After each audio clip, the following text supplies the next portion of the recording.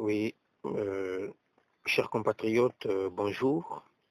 Je suis le vôtre, Monsieur Septime Manzango, qui ne cesserait à tout moment de vous passer l'actualité de ce qui se passe actuellement, excusez de la tautologie, dans le pool. Nous étions entre-temps à observer et à notifier avec précision ce qui s'est passé depuis mi-octobre jusqu'à la fin de ce mois, dans le pool bien sûr. Ce département qui, jusqu'aujourd'hui, est en état d'urgence et aussi pris en étau par des forces gouvernementales. Car certains peuvent penser qu'il y a une accalmie. Au contraire, les choses ne font que s'intensifier et s'empirer. Et les populations sont victimes d'une répression intensifiée et des exactions cruelles, s'il faut le dire. Donc, je viens par cette communication vous faire état de l'actualité. Et sur ce point, nous parlerons sur deux volets. Le premier volet, c'est le volet du type de déploiement militaire dans le pôle. Et deuxièmement, nous verrons le mode opératoire et ses résultats sur le terrain. Sur le déploiement militaire, nous voudrions vous faire savoir et vous faire comprendre, nos chers compatriotes, nos chers amis, les Congolais de l'intérieur et de l'extérieur du pays, que vous comprendrez que nous sommes dans des conditions difficiles. Hein? C'est ça. Donc, depuis les événements de 1998 au pays, l'armée avait déjà occupé le pôle. Et les positions qu'ils avaient occupées, c'était des positions de guerre qu'ils ont maintenues jusqu'aujourd'hui. Ces positions n'ont été jamais lâchées. Donc, il y a un déploiement au quadruple dans le pôle, s'il faut le signifier comme ça. À chaque événement, quand ils déploient des militaires, ces localités ou ces lieux occupés sont occupés définitivement, même si c'est illégal. Et tout ça, c'est jusqu'aujourd'hui. Donc, vous pouvez compter les années. Alors, si l'on peut voir, malgré les accords et les engagements croisés signés par-ci par-là, ils ont toujours gardé les positions de guerre. Hormis la zone autonome militaire, les postes de police, les postes de gendarmerie, dans tous les districts du pôle, mais nous pouvons aussi citer, et nous devrons vous signaler, sur la nationale numéro 1, à Makana 1, nous avons là un bataillon. À Mabaya, nous avons un bataillon. À Ngambari, nous avons un poste militaire aussi. À Nkamou, nous avons aussi un bataillon. À Mikoko, nous avons un bataillon.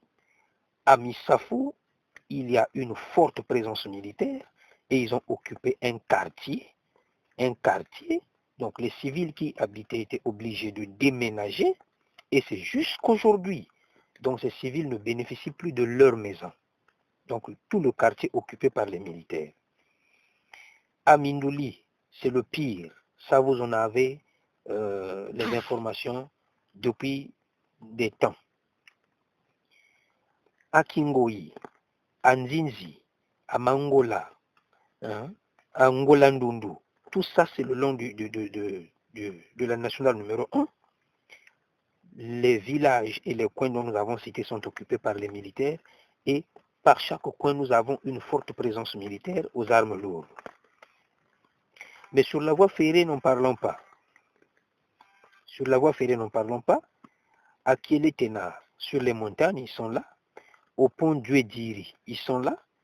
À Gomatete, ça c'est presque des compagnies. À Kiboshi, n'en parlons pas, c'est plein de militaires. À Kibwende, Actuellement, là, il y a un afflux même insupportable. Amadjia, c'est la même chose.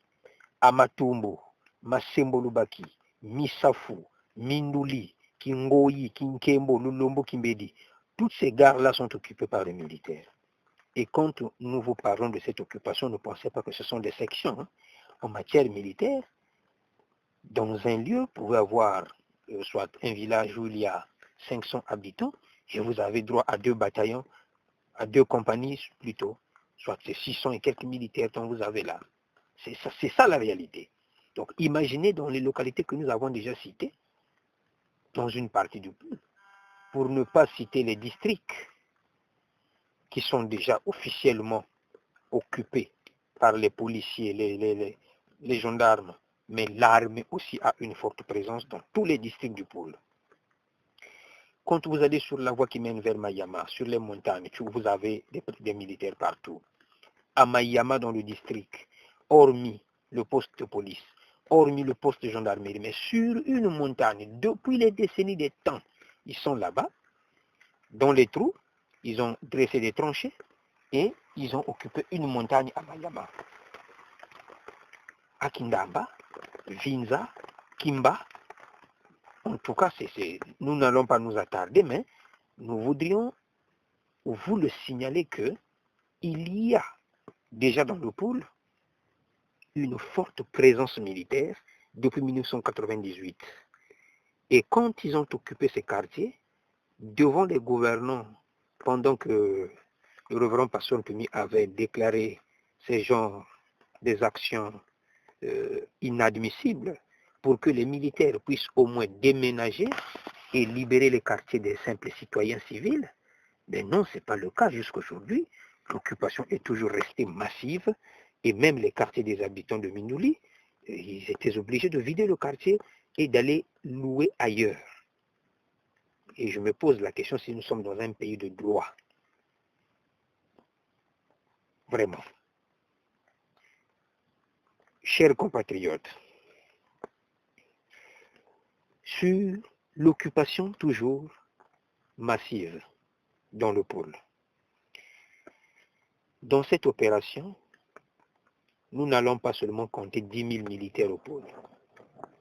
Ajouter au nombre, c'est-à-dire à l'effectif, et aux lieux déjà occupés depuis 1998. Donc ça, c'est encore un ajout qui dépasse même ce qui était déjà là. Donc vous pouvez comprendre que si l'on peut additionner, on n'aura pas seulement aussi affaire à 20 000 militaires ou à 30 000 militaires dans le pôle. Ça, c'est une réalité. Voilà.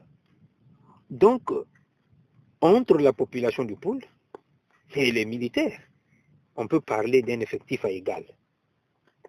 S'il faut vraiment présenter les choses clairement. On est envahi, très envahi. Et ça, c'est du jamais vu depuis que le monde existe. Un département, comment un département, un seul département peut-il être occupé sous cette forme? Jugez vous-même.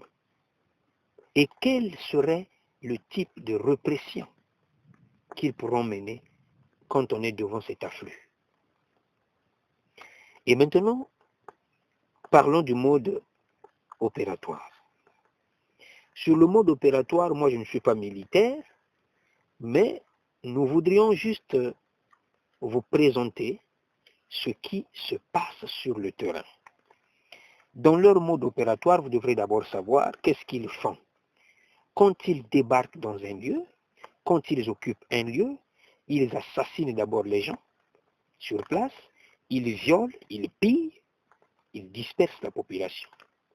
Et après, puisque la population est dispersée, vous n'aurez pas la possibilité de prendre les images, vous n'aurez pas la possibilité d'y revenir parce que vous avez peur d'être assassiné comme ceux qui venaient d'être assassinés devant vous. Et sur ce point, nous serons précis pour vous citer les quelques lieux que nous avons pu énumérer avec précision et les dates de ce qui s'est passé actuellement. À compter du 15 octobre, le 16 et le 17, ces troupes composé de milliers de mercenaires, ont débarqué sur les villages suivants.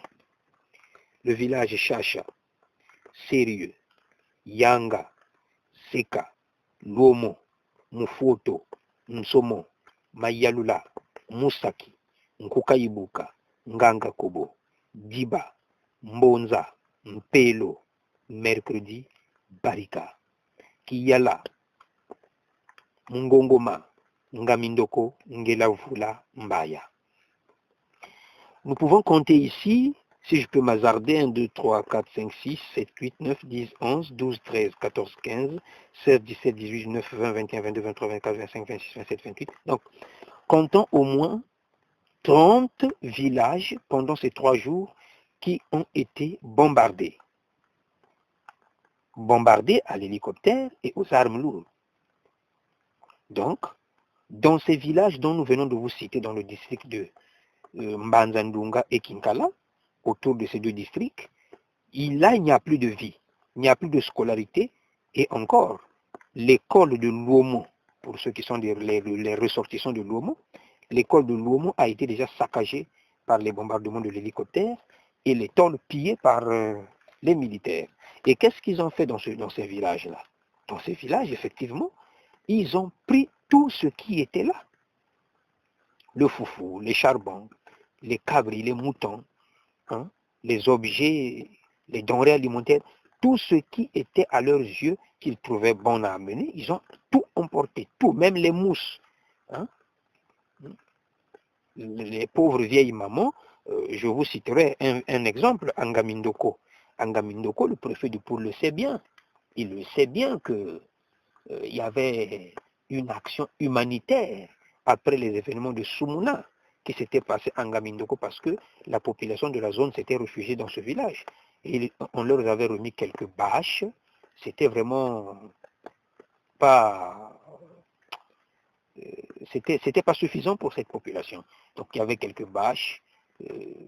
Pour certains, ils bénéficiaient un quaker de riz, un quaker de lentilles. Parfois, c'est un demi-litre d'huile. Et voilà. Mais quand ces militaires sont arrivés, ils ont tout emmené. Donc là, la population dans les forêts mouille sous la pluie. Mouille sous la pluie. Et ensuite, en cette même fourchette de date, le 15, le 16 octobre, une autre troupe. Là, on nous avait parlé de 2 compagnies plus un bataillon. Vous comprendrez l'effectif, ça fait près de 700 et quelques militaires.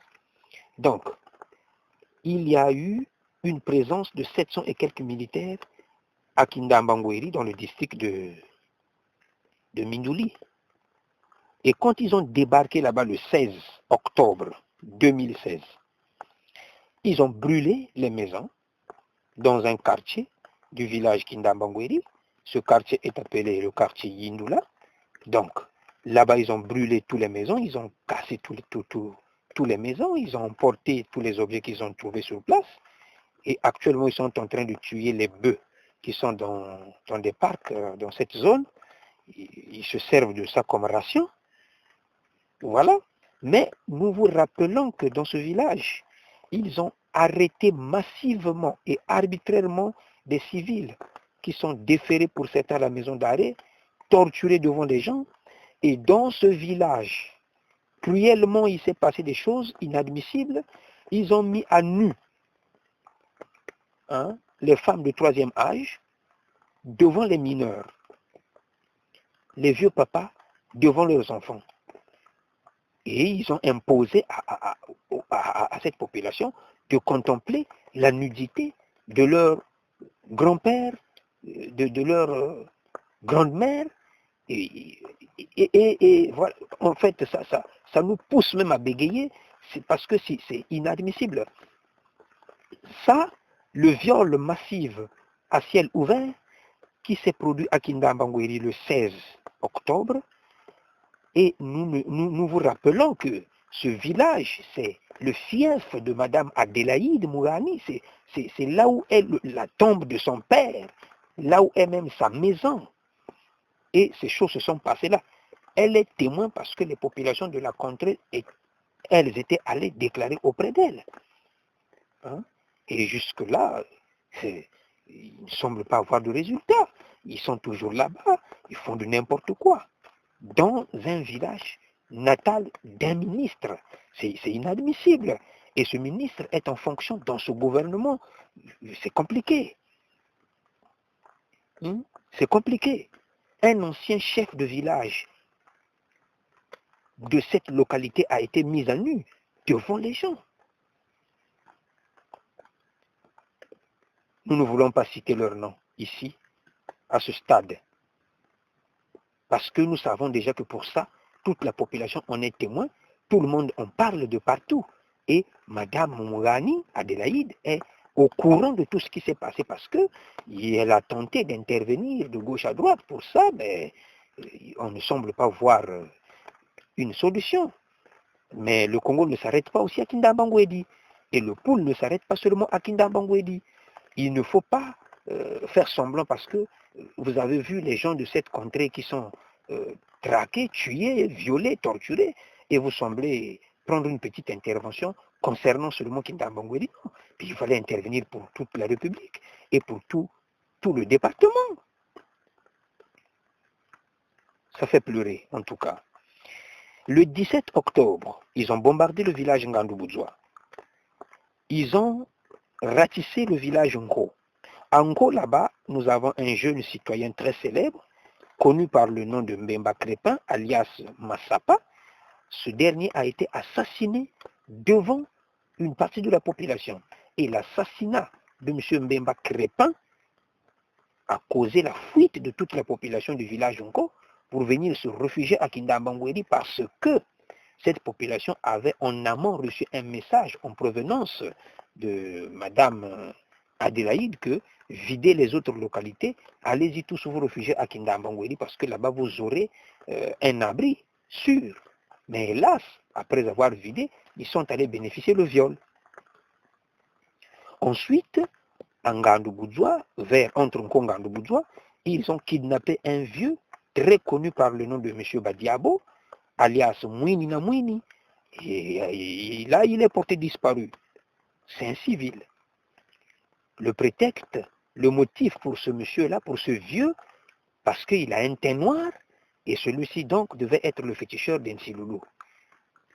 Vous voyez, ces personnes assassinées, Madame Adélaïde les connaît très bien. Voilà. Et le 18 octobre, à 9h pile, ils ont assassiné un jeune homme sur le goudron, à Kindambangwedi, dont nous ignorons le nom parce qu'il n'était pas de la contrée, il revenait d'un village appelé Kintamo. Et le 19 octobre 2016, à 13h, ils ont bombardé dans la forêt de la Lukuni, là où il y avait des campements de civils pour activités champêtres. Et 7 civils ont trouvé la mort dans la forêt, et il y a eu plusieurs blessés graves. Ce même jour, une troupe militaire est passée par Mouyondi, on les a déposés là-bas à travers leur machine de guerre, l'hélicoptère, et après, ils ont marché jusqu'à Bantunga. Et à Bantunga, là-bas, ils ont tapé, ils ont violé, ils ont brûlé quelques maisons des populations au réveil du 20 octobre. Donc, nous allons vous passer concrètement, je dis bien concrètement, la liste peut-être des gens traqués et conduits dans les geôles de Brazzaville sans motif. Mais ça, ce sont des simples citoyens, des civils, s'il faut le dire. À Bantunga, il y a eu M. Louvezo Léonard. D'ailleurs, ce dernier est le chef du village. Il est le chef du village. Comment s'est passée la scène?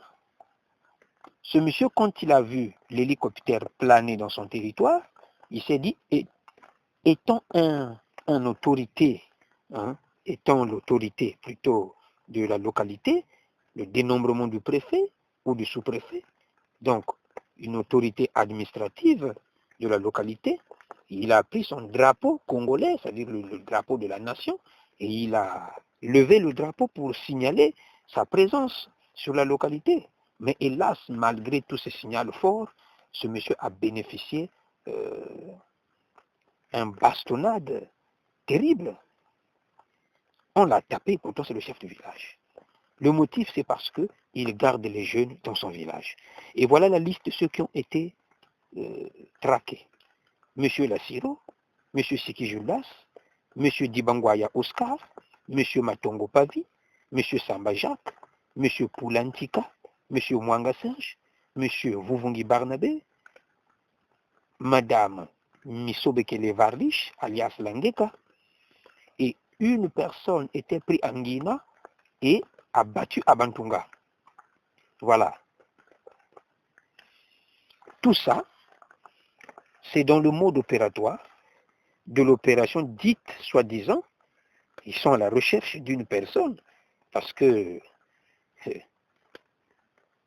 la responsabilité pénale est individuelle, s'il faut le dire. Mais on vous avait expliqué que ce n'était pas là le problème. Le problème était l'acharnement contre la population du pôle. Et voilà déjà les preuves. Ça, ils ne vont pas s'en passer. Personne ne peut dire le contraire sur ça. C'est coché sur noir et blanc, c'est vu par tout le monde. Par tout le monde. Je vais un peu continuer. Sur l'aspect du village Bantunga, il y a eu l'intervention d'un colonel, Silousilabo Michel. Il est à Brazza, il est en fonction, il est du coin, c'est un fils de ce coin, et quand il a eu ce message que ses parents étaient violés, tapés, torturés, tués, des maisons brûlées, il est allé sur place constater ceux qui étaient conduits à Brazza. Et il a intervenu, selon les informations qu'on a eues, de pouvoir libérer ses parents. Et ses parents sont soi-disant relaxés à travers son intervention. Bon, regardez, on intervient pour un petit coin, et parce que eux, ils ont la chance qu'ils ont un officier dans leur famille. Et pour les villages dont ils n'ont aucun officier, c'est de la misère, par exemple. Le 28 octobre, du 26 au 28 octobre, voilà, il y a eu bombardement de Nkampa, le village Nkampa, et une progression d'une forte troupe militaire, des milliers de soldats et des mercenaires qui ont quadrillé toutes les forêts de la périphérie et qui ensuite ont été bombardées. Donc la zone Ngela, Mbamu Magnito, Mardi Nkampa, Malengo Muzieto, etc. Tous ces villages, au moment où nous parlons, sont brûlés. Il n'y a plus de vie là-bas. Donc je répète, Magneto, Muzieto, Mardi, Malengo, Tabakuma, Mfumuvoa, Bimbulu, Bongakopa, Londelami, Lapetete, Moulila, tous ces villages, ceux qui ont la connaissance de cette contrée, tous ces villages sont bombardés, ratissés, saccagés et brûlés. Donc là-bas, il n'y a plus de vie. Et vers 16 heures, ils ont lancé l'opération viol, vol, pillage, des choses du genre cabri, coq, foufou, charbon qu'ils ont trouvé sur place. Et les populations eux-mêmes en sont témoins parce qu'ils ont pris la fuite devant eux. Et toutes ces choses sont embarquées dans les gros bayous. On se pose la question de savoir lesquels qui sont en train de terroriser la population. Ce n'est pas pour rien que nous vous donnons les dates, parce qu'ils savent, ils sont conscients de ce qu'ils sont en train de faire. Ce même jour, les contrées des villages Kinshasa c'est un village qui est dans la commune de Kibwende, ce village était occupé ce même jour par 2 compagnies 640 militaires, et ce petit village brûlé, pillé, violé, où l'on a violé des femmes. 15 jeunes ont trouvé la mort là-bas, et plusieurs sont portés disparus. Ceux dont les familles nous ont rapporté les noms qui ont été abattus à balles réelles devant la population sont M. Minkala, Madame Nzolufa Pauline et M. Kondamak. Ces 3 personnes ont été assassinées devant la population. Il y a eu beaucoup de victimes. Et là, ils ont brûlé vifs des gens qu'ils ont ramenés de l'autre côté dans une petite maison. Les autorités en sont conscients parce qu'après, il y a eu un hélicoptère qui était venu atterrir en ce lieu.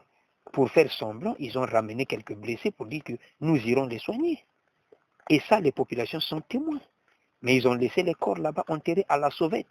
Donc, depuis que cette opération a commencé, on est à des centaines et des centaines, c'est-à-dire depuis mi-octobre, on est à des centaines de morts. Mais il n'y a pas eu des hommages, voilà. Parce que ceux-là ne sont pas des Congolais, ce sont des moutons. Le 30 octobre 2016, il y a eu une forte réunion dirigée par un chef militaire qu'on ignore, mais ça s'est passé à Kibwende. Pour les uns, ils ont dit que c'était lui-même le chef d'état-major qui était descendu là. On ne peut pas commenter sur ça parce que nous n'avons pas la précision, mais la réalité est qu'il y avait une grande réunion militaire. Ce même jour, le 30 octobre, donc vous comprendrez que les dates sont les mêmes et les opérations sont lancées en multiples lieux. Ça démontre la façon dont ils se sont déployés dans le pôle. Et comment la population peut-il vivre normalement dans ce département coincé jusqu'à ce niveau et que ce sont des populations qui payent le prix le plus cher? Et si nous disons que ça, ce n'est que la poursuite de l'opération Mouébara, nous aurons tort. Le constat et la réalité le prouvent. Ce même jour, le 30 octobre, vers 6 heures, 4 Dongfang et 2 BJ-44 pleins de militaires ont pris en assaut le village Londembe. Londembe, où ils ont pillé tout ce qu'ils ont trouvé, là sur place, et ils ont cassé ce village. Une maman de 3e âge, gardienne de sa vieille maman, paralytique, était restée seule dans ce village. Après avoir été victime du viol, elle a rendu ce témoignage. Et là encore, le 31 octobre 2016, ces mêmes militaires sont revenus à Londembe. Les objets que les organismes, l'organisation Caritas avait essayé d'offrir à quelques populations là-bas, ils ont encore ravi ces mêmes objets qu'ils ont ramenés à Brazzaville. Et les forêts de la contrée pris en assaut, bombardées encore par l'hélicoptère. Le 31 octobre, une troupe de militaires en provenance de Kinkala, vous voyez que c'est la même date, c'est sous la même fourchette. Donc le 31 octobre, une troupe de militaires en provenance de la zone Matutu, ils étaient dans 2 Dongfang et 2 BJ, ils rentrent par Matutu, là ils ont tué, ils ont tiré sur un jeune, j'avais même noté le nom, moi je m'efforce d'avoir les précisions, hein. C'est M. Milandou Willy qui est kidnappé, et puis M. Bimbwengele Jules Beltran qu'on a fusillé au bras et on l'a abandonné. Ce n'est qu'après que le sous-préfet de Kinkala va dire que non, j'ai eu l'information qu'il y a eu des dégâts là-bas, donc voilà, je vais envoyer un véhicule. Ça, il le dit le soir. L'homme est fusillé, le jeune est fusillé à 6 heures, et puis on va envoyer un véhicule à 18 heures pour venir récupérer. Écoutez, ça c'est pas de la moquerie, hein? Donc, les deux là sont les victimes. Au passage, ils ont brûlé les maisons, toutes les maisons sur leur passage des villages. Et là aussi, il n'y a plus de la population. Donc, actuellement, dans le district de Kinkala, il ne reste que 2 petits villages qui peuvent alimenter le district de Kinkala. C'est le village Nsamona et un village que j'ignore le nom qui est proche de Nsamona. Voilà. Ben, dans tout le district, il n'y a plus un village qui vit. Sauf que la commune de Kinkala elle-même, parce que là-bas, bon, c'est là-bas, mais il y a maintenant l'afflux de toute la population. Et quand il s'agira d'une couverture médiatique, qu'est-ce qu'ils font? Ils vont conduire les gens à Kinkala, ils vont conduire les gens dans des grandes villes pour présenter que non, il ne se passe rien au pôle. Non. Allez-y dans les villages qui sont sous le contrôle de ces districts. Vous verrez que là-bas, c'est le calvaire, c'est le désert total. Et tous les villages sont brûlés. Et ça, ce sont les militaires qui le font. C'est pour cela, les fois passées, nous disions que ça, c'est un acharnement, une répression intensifiée contre la population et une guerre contre la population civile. Voilà.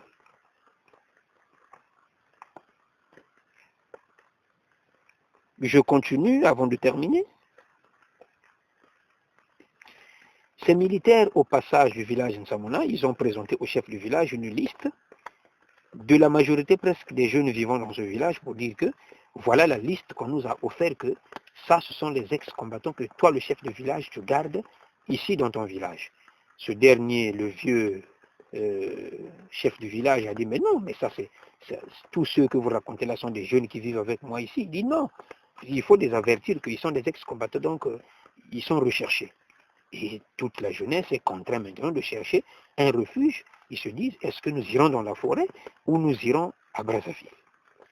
Voilà, grosso modo, un peu en détail, le mode opératoire, ou soit ce qui se passe et ce qui s'est produit dans cette fourchette de 2 semaines seulement. Beaucoup de tueries. Et actuellement, aujourd'hui, ils sont en grand nombre à Kibouende. Ils ont informé certaines personnes que non, nous devrons monter dans la zone de Movimba parce que là-bas c'est encore vierge, les villages sont encore en bon état, nous devrons aller détruire là-bas. Donc d'ici peu nous entendrons que Movimba aussi est mis en feu.